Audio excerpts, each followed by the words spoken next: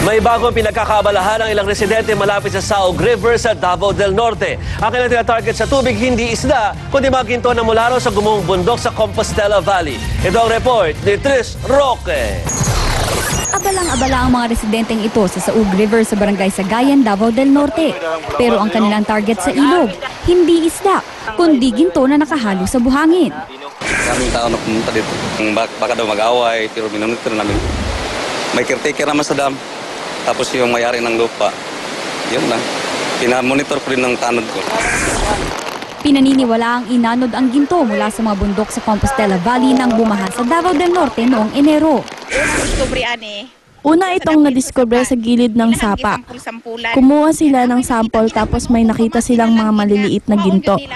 Kaya pinagtiisan na lang nila para may pambili ng bigas. Si Lola Nina Balienas, nakakuha na ron ng ginto sa ilog at tuloy sa pagbabaka sakaling makakamina pang muli. Ay, ako nakuha dito sa Meron ako nakuha pero nasa bahay namin. Iniipon pa namin at hindi ko pa binabebenta. 1,800 hanggang 2,000 pesos ang bentahan ng bawat isang gramong makukuhang ginto. Tris Roque, News 5. Isa pang biyaya mula sa baha. Napakinabangan na ngayon ng dalawang paaralan sa Caraga Region ang mga iligal na trosong inanod ng bagyong Sendong. Libo-libong upuan kasi ang nagawa mula sa mga ito. Ito ang report ni Marian Alviar. Pinakamaraming namatay sa Caraga Region ng manalasa ang bagyong Sendong noong Disyembre ng nakaraang taon. Ang tinuturong dahilan ay ang mga trosong tinangay ng ulan at baha na hinihinalang produkto ng illegal logging. Ngayon, ang mga trosong pumatay sa maraming tao, ginamit namang muli para magbigay pag-asa sa mga taga-Caraga. Sa ilalim ng proyektong Pinoy Bayanihan ng PAGCOR, DENR, TESDA-DepEd, nabuo ang 2,000 silya mula sa mga iligal na troso. Ibibigay ang mga ito sa dalawang paaralan sa Butuan at Agusan. Malaking tulong daw ito lalo't sa tansya ng DepEd. Nangangailangan pa na mahigit 2 milyong upuan ang mahigit 40,000 public school sa bansa. Well, yun yung estimate namin based dun sa 2010 na enrollment. Sa ganun karaming full furniture kulang sa mga schools, no? Para maging ideal siya. Tiwala ang DepEd na sa pamamagitan ng Pinoy Bayanihan, matutugunan na ang pangangailangan sa mga silya hindi lamang sa mga eskwelahan sa Caraga, kundi sa buong bansa. Marian Alviar, News 5.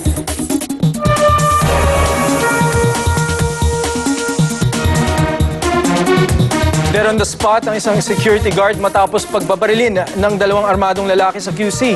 Pagnanakawan daw sana ng mga suspect ang isang money remittance center nang buong tapang silang hinarang ng biktima. Ito ang report ni Ben De Vera.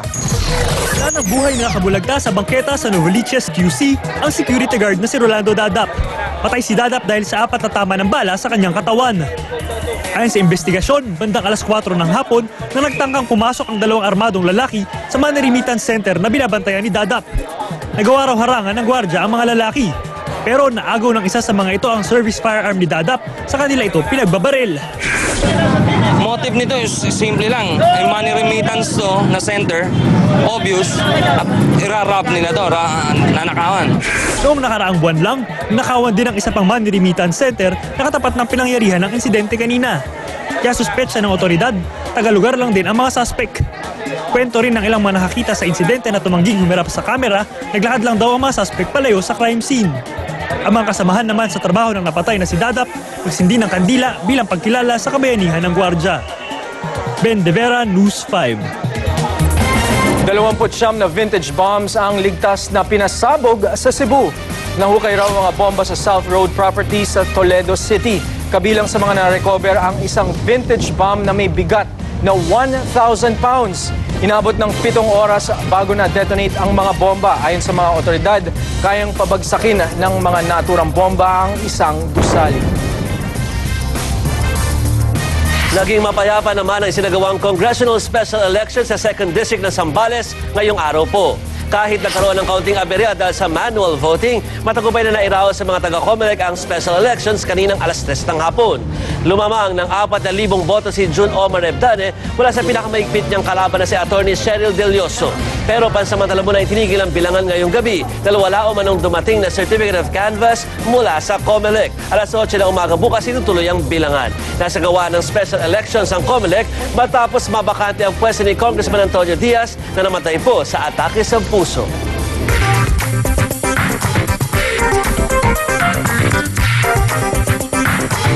Libo-libong mga pulis sa Brazil nagprotesta dahil sa pangiisna bumano ng gobyerno sa hiling nilang dagdag sahod.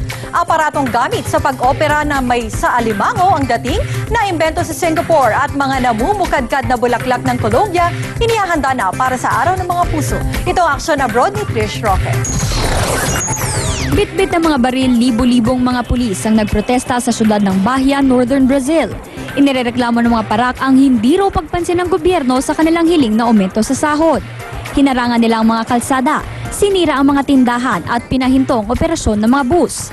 Mahigit 19 na ang patay sa protesta. Nagpadala naman ng mga opisyal ang National Public Security Forces ng Brazil para tugunan ang hinaing ng mga pulis. Isang kakaibang endoscope ang naimbento ng mga doktor sa Singapore. Ang aparatong ito, inihalin tulad sa sipit ng alimango. Ginagamit ito sa pag-opera ng tumor sa tiyan ng pasyente.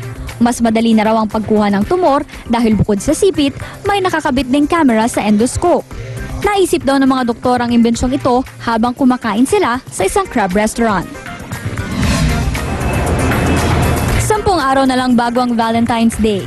Kaya naman mga flower exporters sa Colombia, bising-bisi na sa pag-ayos ng mga red at white roses. Higit 4 na raang milyong piraso kasi ng bulaklak ang i-export ng Colombia sa Amerika at Europa. Pero hindi tulad ng nakagawian, hindi nagse-celebrate ng Valentine's Day ang mga Colombian tuwing February 14. Itinataon kasi nila sa ikatlong linggo ng Setyembre ang kanilang Love and Friendship Day. Trish Roque, News 5. Susunod, kauna-unang laboratory sa Asia na kayang mag-detect ng cancer binuksan po sa Cavite. 5 OFW na minaltrato ng kanilang amo sa Middle East nakauwi na sa bansa sa tulong ng TV5 International. At Chris Aquino nag-Hong Kong nga ba para i-celebrate ang annulment nila ni James Yap?